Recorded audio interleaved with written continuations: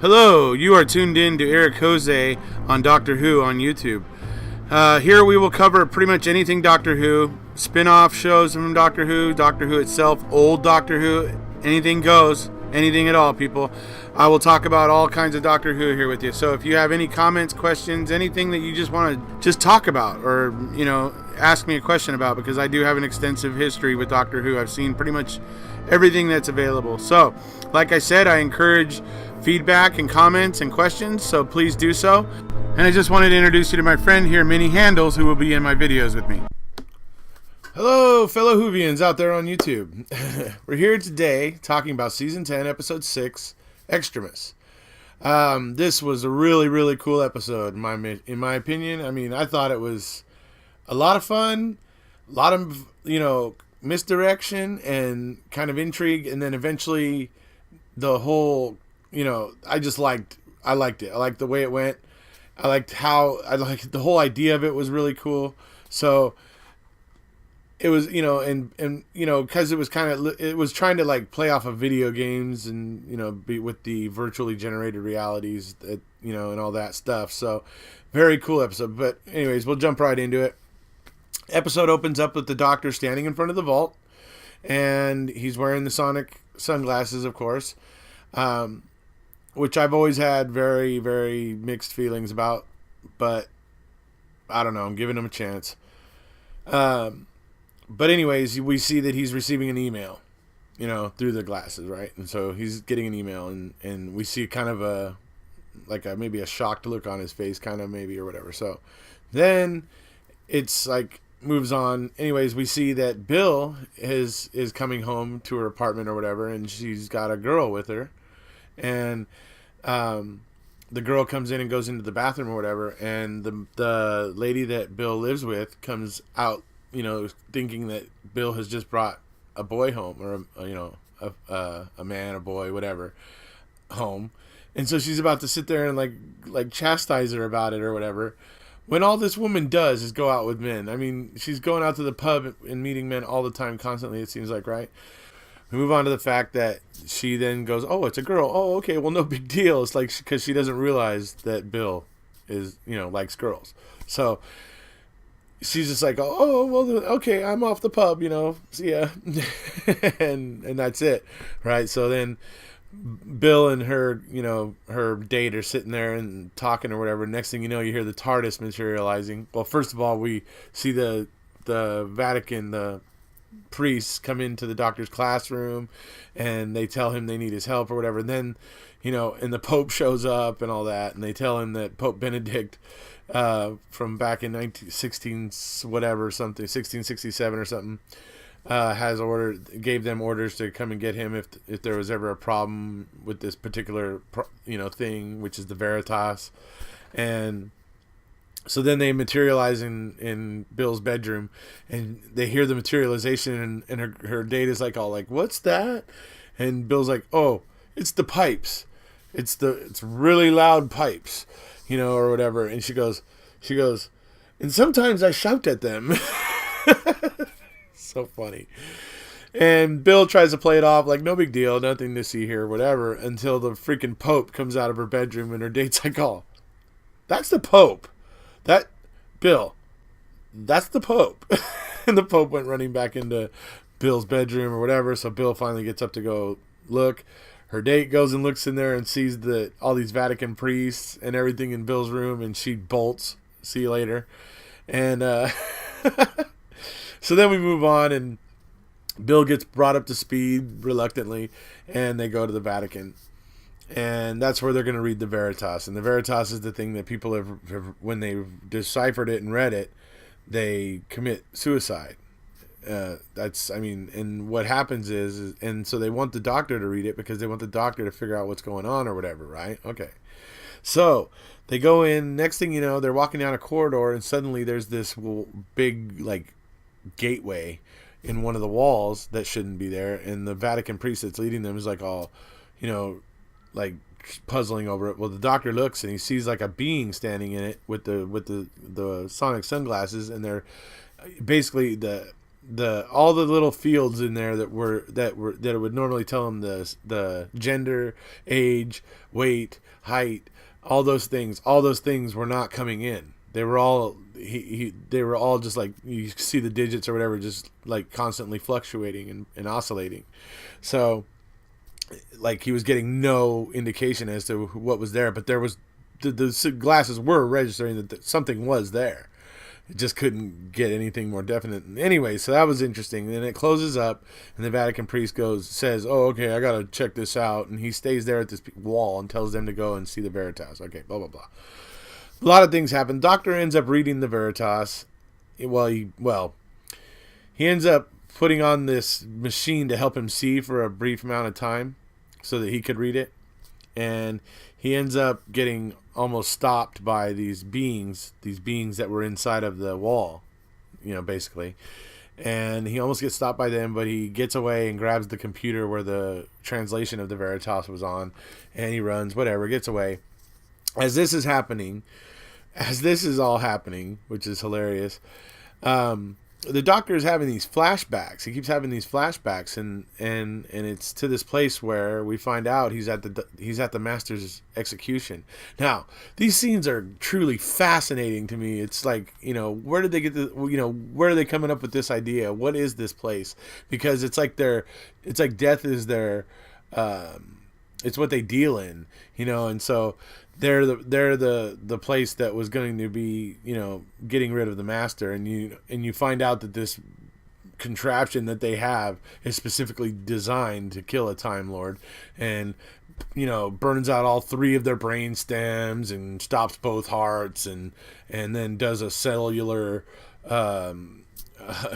cascade or something or whatever, and then he says this one thing that's really funny. He says, because life is a cunning enemy. These guys are like the grimmest reapers of ever, but they're still mortal. They're clearly still mortal because, well, we'll get to that at the end. But it's fascinating. So they bring Missy out, and the doctor, is there, and they want him to, do the execution, and suddenly this robed figure comes walking up, and so the head guy there at this place, the guy that's in charge of this place where the execution's happening, he says, "I must consult," because it's like, it's out of the ordinary for somebody to show up like that. He goes, "Oh, okay, 412 precedents of this divine intervention. So you are allotted 5 minutes, executioner, to see if your soul can be saved, or what, blah blah blah blah blah, kind of thing, like going to talk to this monk or whatever." Because, anyways, kind of funny. Like, okay, you get 5 minutes, divine intervention, 5 minutes, right? Okay, hilarious. Anyways, he goes over. And it's Nordal, and what does Nordal say? Nordal tells the doctor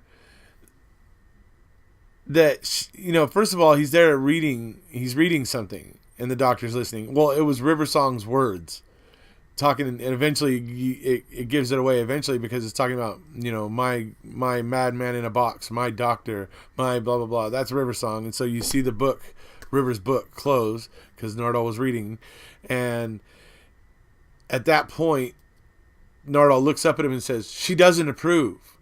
Obviously speaking about the execution of the master, because obviously River Song knows the doctor would be devastated to kill off another Time Lord, because she knows how much he was agonized over when he thought he had killed all of them. And and she knows him well, so obviously that's why Nordal's there. And he's like, she said she does not approve, and he says, and then he reminds the doctor, "And I have full authority to kick your ass."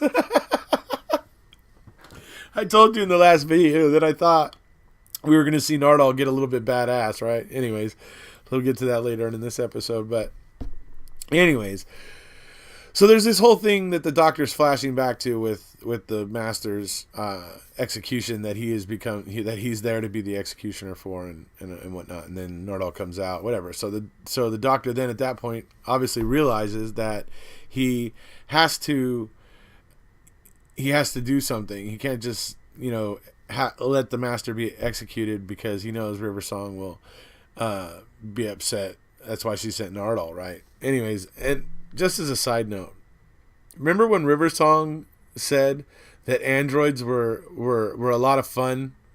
They had, because you can changeable heads or whatever. I'm wondering if Nardole is maybe the android boyfriend that she was maybe referring to. Just a curiosity, but seeing as River Song made that joke at one point, would be kind of funny if they tied that in. One of the funny things when Bill and Nardole and Bill are leaving the doctor behind to read the Veritas is the doctor tells Nardole to stay in front of Bill or whatever, like in whatever. So that's like an order, right? So every time Bill tries to creep in front of Nardole's like, Bill. The doctor said to stay behind me, and Bill starts getting all, like kind of pissed about it or whatever, right? And she starts getting uppity with him, and he just like kind of ignores it, but then she walks in front again, and he goes, Bill, and she's like, oh no, you need to stop that, blah blah blah blah blah, and she gets all in his face, and like she's gonna yell at him, and then suddenly he turns around on her, takes his glasses off, and he says, I am the only, or he says, what does he say? He says, I am one of the only people in the universe fully authorized to kick the doctor's ass, and I will if I have to. And I will use that same force on you if I have to, if you do not respect my assessment of the safety and whatever of a situation, and fail to listen to my instructions or whatever. And it's like she's like all like, kind of like funny, and that's when she looks at Nardole and goes, oh. So are you a secret badass? And that's when Nardole, he's like putting his glasses, turning, and he's like, it ain't no secret, baby doll. That's where I was like, that sounds like something that River Song programmed in. Anyways, I thought that was funny. But anyway, so there's that bit and then they move on and they go into the room with the projected reality, whatever kind of stuff. So. And that's where they're discovering that these doorways are leading to a bunch of different places. One goes to the Pentagon. One goes to CERN. Obviously, there's the one they came through from the Vatican archives, that are the secret Vatican archives that, are very difficult to get a look at anything in them. And so it's like all these really, really kind of important places, or at least places that have a lot of useful knowledge. And anyways, they go into CERN. They find out that if they try to say numbers, if they both try to say the number at the same time, they will both say the same number. So it's pretty crazy. It's and we don't know why yet. It's just like this weird thing. And then you find out all these people at CERN are about to blow themselves up in 5 minutes. So with 20 seconds remaining, Bill and Nardole realize what's going on, and then they get out of there. But then Nardole, because he's starting to put it together, he goes, oh my God, please don't let me be right. And he goes and there's that area where all the realities are all projected, and there was like the center area where all the projectors were. And he goes and puts his hand in between the projectors into the area where there's no projection. And he's like, oh no, I'm part of it. And we realize, oh, Nardole was part of it, whatever these projectors are doing. And then that's when Bill finally runs into one of the doorways or whatever, and it's actually at the White House. And the doctor's there, and apparently he has just had the president read the Veritas letter off of the laptop that he's carrying that has the translation. Had the president of the United States read it to him. The president of the United States is sitting there in a chair where he's shot himself and killed himself, just like everybody else who read the Veritas. So at the end, the doctor is there with Bill. Bill ends up dematerializing. We find out that this whole thing is just a projection, a projected reality by these beings that were trying to catch the doctor and trying to take the Veritas away from the doctor. And those beings are running this simulation, and they're basically trying to find out every weakness of the human race so that they can try to take over the human race. It's really pretty crazy. So the doctor realizes that he's not real, and the being is sitting there going, there's nothing you can do, you're just a fake, you're not the real doctor, you're just a computer simulated whatever, and blah blah blah blah blah kind of thing. But the fact is, they did their job too well, because even this computer simulated doctor had a stroke of genius. And he said, oh yeah? He goes, but you know what? I may not be able to run out of here and go tell the doctor. I may not be able to, but what I can do, I can email. And he emails the doctor from the sonic sunglasses and basically gives the doctor the whole rundown of what's going on there. And so that explains when we see at the beginning of the episode where the doctor is getting this email when he's, sitting there in front of the vault with the sonic sunglasses. We go back to the master's execution again, and there's the thing where the doctor presses the button or whatever, and the master, Missy, goes down or whatever, and she's laying there, and the doctor makes a solemn oath or whatever on his Pridonian chapter and whatever, because that's who he is. He's a Pridonian is a division of the Time Lords essentially, and they're one of the most august and respected. And on his Pridonian oath, he swears to watch the body for 1,000 years. Well, then the Missy starts waking up because she was only asleep, and the guys that were there that were monitoring this execution and everything start getting mad or whatever. Well, the doctor says, "Well, of course she's not dead. She's my friend." And the guy says, "Yeah, but you promised." He says, "I promised that I would watch this body for 1,000 years, and I will." And the guy's like, "No way," because this isn't acceptable to him. Of course, the lead guy of these strange, executioner people or whatever they are, and basically, he basically says, "Oh, you think you're gonna stop me?" He goes, "Okay." He goes, check your index, because these guys have like this index. They know every death that's happened everywhere in the universe. All they even know that a lot of people die multiple times, type of thing. I mean, but they have somehow these beings have a record of all of it. And anyways, he tells them to check his death record, and so the guy like at first is like, "Oh yeah, okay, fine, I will," because he's he's used to seeing certain things. But as he checks the doctor's death record, you hear his device going click click click click click click click click click click click click click click click click click, and it just keeps going. He's like, "Oh, well, you have somewhat of an impressive death record," and it keeps clicking. And he's like, it keeps clicking and keeps going.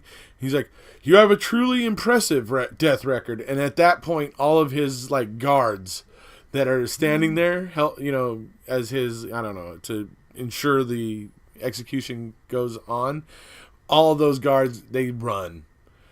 And as they're running, the thing is still clicking. It's still going click click click click click click, clicking off the number of the doctor's deaths that he's died in his lifetime. So hilarious. And eventually the guy says, "Yes, but you should be afraid of us." And the doctor just kind of gives him a look, and "I am not." And then the guy just runs and follows his guards or whatever, and that's it. They pick the master up, take her, and put her in the vault. Missy Master. And that's about it. But I think it's interesting. The few things that I thought were interesting about this episode is, number one, the Nardal. Nardal is going to be interesting coming up. I think Nardal is probably still going to end up getting beat up a lot. But I think we are going to see at one point, we are going to see Nardal get a good shot on the doctor and put the doctor in his place for some reason at some point. I'm pretty sure of that, and that's going to be kind of funny to see, doing it in the name of River Song as well. So that will be kind of funny as well. Anyways, so overall, I thought it was a pretty decent episode. It was, like I said, it had a lot of misdirection and a lot of, just, mysterious types of things going on where you were really wondering what was going on. So that's about it, folks. Some of the funny things I thought about this episode. And if you haven't already, please hit subscribe, and we'll see you later.